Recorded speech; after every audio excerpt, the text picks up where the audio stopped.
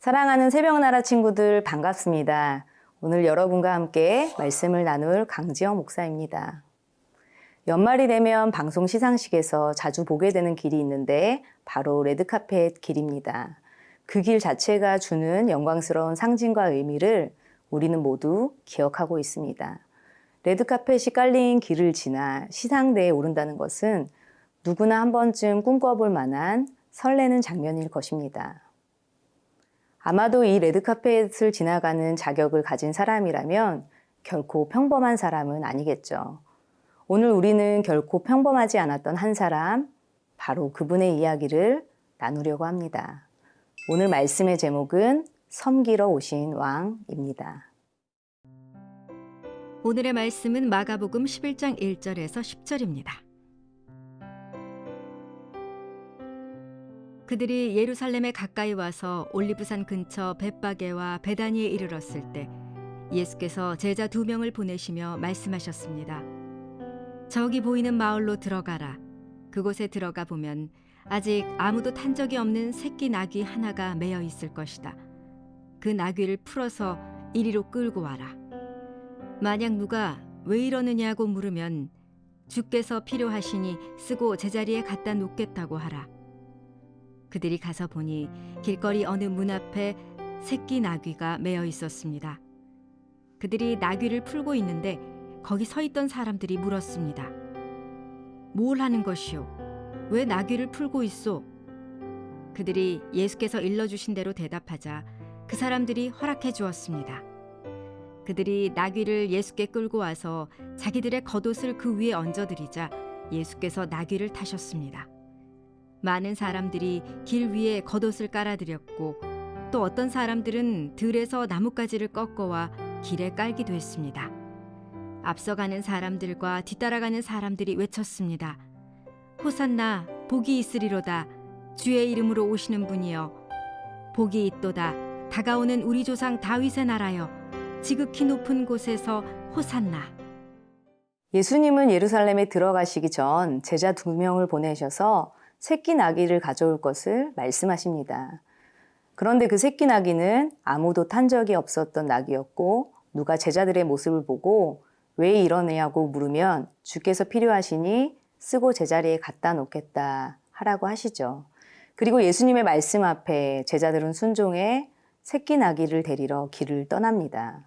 오늘 이 명령은 희한할 정도로 모든 것이 예수님의 말씀 그대로 진행이 됩니다.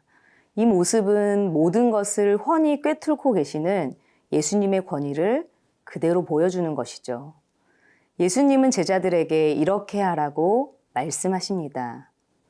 모든 것을 다스리시는 왕적 권위를 가지고 말씀하시는 그 앞에 모든 것은 순종합니다. 주님이 우리의 인생의 왕으로 하나님 나라를 다스리는 왕으로 우리에게 요구할 수 있는 권위와 권한을 보여주시는 것이죠.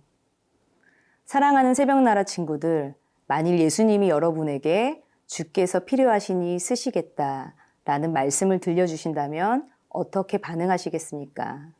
주님은 어쩌면 우리 한 사람 한 사람에게 주님을 향한 사랑과 헌신을 요구하시는 것일지도 모릅니다.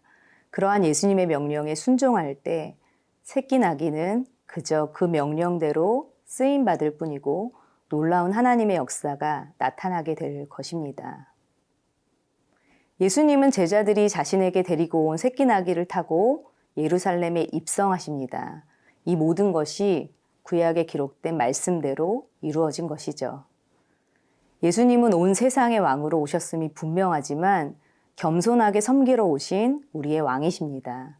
충분히 왕의 자리를 누리실 수 있는 분이 가장 겸손한 모습으로 우리 가운데 오신 것은 우리에게 임하는 하나님의 나라는 기득권을 행사하고 누리는 것이 아닌 겸손하게 섬기는 것임을 가르쳐 주십니다.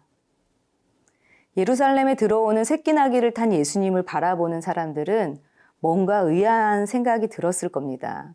적어도 로마의 지배에서 벗어나게 할 메시아를 생각했던 사람들이라면 말이죠. 예수님은 화려한 백마가 아닌 초라한 새끼 나귀를 선택하셨습니다. 새벽나라 친구들, 예수님이 이 나귀를 타신 이유는 진정한 왕이 어떤 모습을 가졌는지를 보여주시려는 것입니다. 우리도 겸손한 왕이신 예수님을 따라서 겸손하고 온유한 모습을 가져야 하는 것이죠.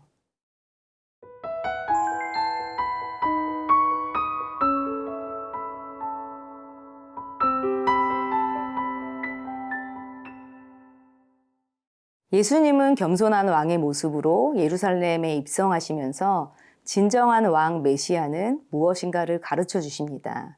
그들이 기대했던 메시아는 힘있고 정치적, 군사적인 지도자로 로마 제국을 물리치고 강력한 나라를 세우려는 것이었습니다.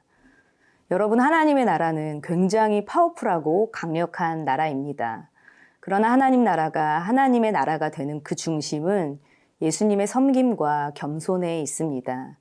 우리의 모든 희생과 헌신은 바로 자신을 낮추시고 우리를 구원하신 하나님 나라를 증거하는 것이어야 합니다. 사람들은 새끼 나귀를 타고 입성하시는 예수님을 보며 환호합니다. 자신들의 겉옷을 깔아드리고 나뭇가지를 꺾어와 길에 깔기도 하면서 웅장한 왕의 입성을 연출합니다. 고민하고 생각하고 주저할 겨를 없이 그들은 예수님이 오실 길을 환영하며 예수님이 오실 길을 만들어냅니다. 그리고 그 영광의 길을 입성하시는 예수님을 향해 환호하며 외칩니다. 9절과 10절 말씀입니다. 앞서가는 사람들과 뒤따라가는 사람들이 외쳤습니다. 호산나 복이 있으리로다 주의 이름으로 오시는 분이여. 복이 있도다 다가오는 우리 조상 다윗의 나라여. 지극히 높은 곳에서 호산나. 호산나라고 하는 단어는 구원하다, 우리를 구원하소서라는 뜻입니다. 예수님을 보며 환호했던 그들은 로마 제국을 무찌르고 강력한 힘을 얻는 나라를 원했습니다. 그러나 예수님은 우리들의 기대처럼 이 세상에서 잘 살게 해줄 메시아로 오시지 않으셨습니다. 스스로 죄의 문제를 해결할 수 없는 죄인된 우리를 위해 자신을 내어주면서까지 섬기시는 겸손의 왕으로 오셨습니다.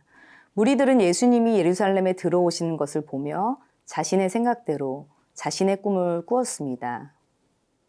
사랑하는 새벽나라 친구들, 여러분은 어떤 꿈을 꾸고 계신가요? 예수님을 알고, 예수님을 믿고, 예수님을 바라보면서 혹시나 다른 은혜를 구하고 있지는 않은가요? 예수님을 통해 내가 얻고 싶은 것만을 구하는 요술램푼처럼 여기며 기도하고 있지는 않은지요? 예수님의 제자로 살아가고 싶다고 얘기하면서도 내가 원하는 대로 잘 되게 해주시는 예수님을 기대할 때가 많은 것이죠. 호산나 우리의 왕으로 오신 예수님은 자신의 것을 다 내려놓고 우리를 위한 겸손의 왕으로 오셨습니다. 오늘 말씀을 묵상하면서 나는 어떤 예수님을 기대해 왔는지, 내가 예수님께 환호하고 기도하는 이유가 무엇인지를 점검하는 시간이 되시길 바랍니다. 사랑하는 하나님, 오늘 말씀을 통해 우리에게 섬김의 모습을 보여주셔서 감사합니다. 우리도 예수님 닮은 모습으로 사랑하며 섬기는 순종의 사람이 되게 하옵소서. 우리의 왕으로 오신 예수님을 기대하며 하나님 나라를 꿈꾸며 살게 하여 주시옵소서. 예수님의 이름으로 기도합니다. 아멘.